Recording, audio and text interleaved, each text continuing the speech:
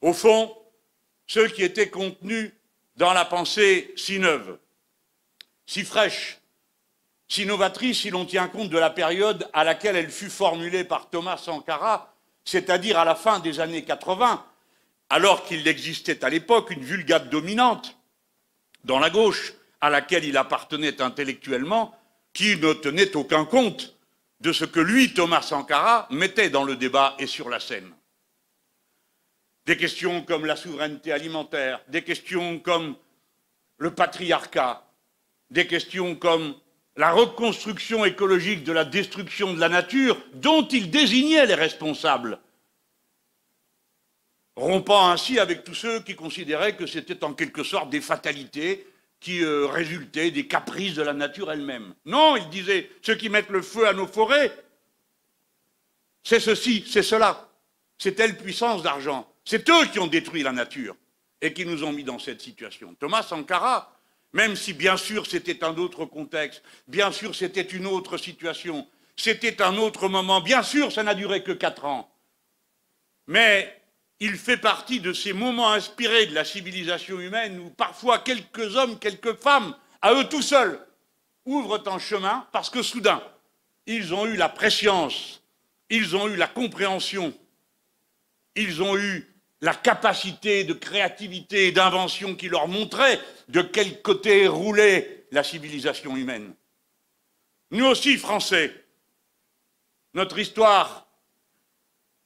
démarre d'un Big Bang qui n'a duré que 4 ans. Ce sont les 4 années qui commencent avec le 5 mai 1789 et qui s'achèvent avec l'assassinat de Maximilien Robespierre. Et ensuite, le reste de notre histoire est inscrit dans cette dynamique. Puisse-t-il en être autant pour vous et pour nous dans la rencontre entre ce que vous êtes et ce que nous cherchons à être, les insoumis et tous ceux qui partagent cette idée que la puissance, ce n'est pas seulement, bien sûr, c'est aussi le niveau d'un PIB. La puissance, ce n'est pas seulement, bien sûr, c'est aussi une capacité militaire pour protéger son indépendance. La puissance est tout entière dans le cœur des êtres humains. La puissance, la vraie puissance, est dans les sciences, dans les arts, dans la littérature, dans la capacité à augmenter la part d'humanité qui est en nous, car le processus d'humanisation de la planète n'est pas achevé. Les êtres humains se sont toujours déplacés, les êtres humains ont toujours migré, et la migration a toujours été un facteur de progrès pour les sociétés humaines, parce que si douloureuse qu'elle soit, elle signalait aux êtres humains qu'ils ne dépendaient d'aucun biotope en particulier, mais qu'au contraire, il lui fallait s'adapter, et en s'adaptant, développer une expérience, une science, une culture, des symboles, de la musique, de la poésie, des contes qui les rendaient plus humains. La véritable puissance pour moi est là. Et elle entretient un rapport intime avec le pouvoir et la souveraineté populaire. La puissance, c'est pouvoir décider pour soi-même, comme on le fait comme individu,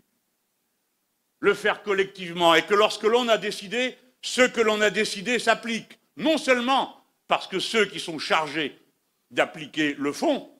mais parce que la nation dispose des moyens matériels, techniques, humains, spirituels qui lui permettent de réaliser les décisions qui ont été prises. Rien n'est plus creux qu'un pouvoir qui fait des grandes phrases et qui ensuite est absolument incapable de trouver qui que ce soit pour faire le travail qui est nécessaire. Et c'est à quoi l'auto-organisation populaire à laquelle Sankara a appelé les Burkinabés fait leçon, y compris pour nous, qui sommes confrontés aux problèmes auxquels vous avez affaire.